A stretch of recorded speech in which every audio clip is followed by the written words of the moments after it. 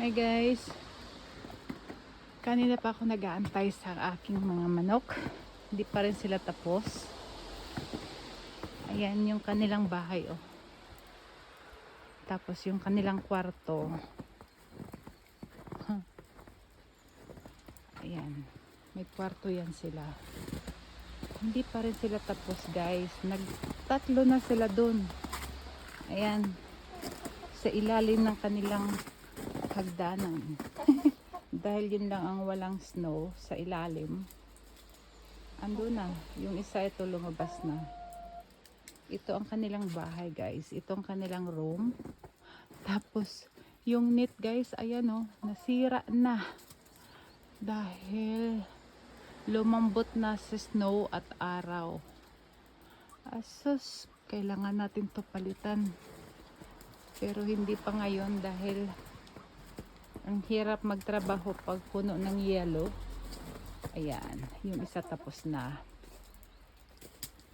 Yung brown at saka yung white, ayan, nagpagala-gala na.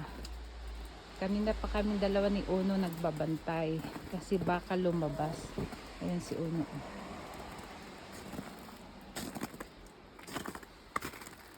Mahirap lumipad.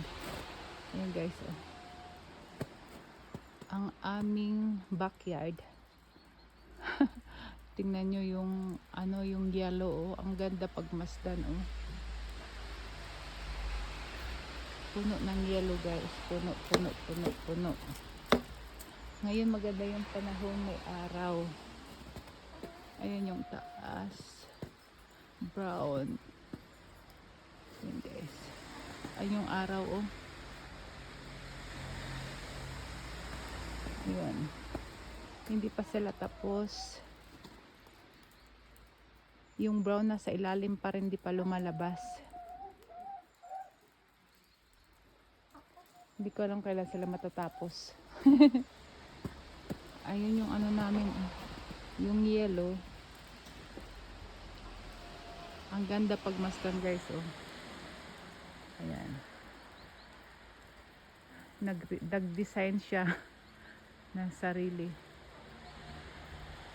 Nag-ice na siya. Ganda tingnan. Yung aking aso oh. Nagsawa na siguro sa pagkatatakbo. Guys, itong aming backyard. Ayan.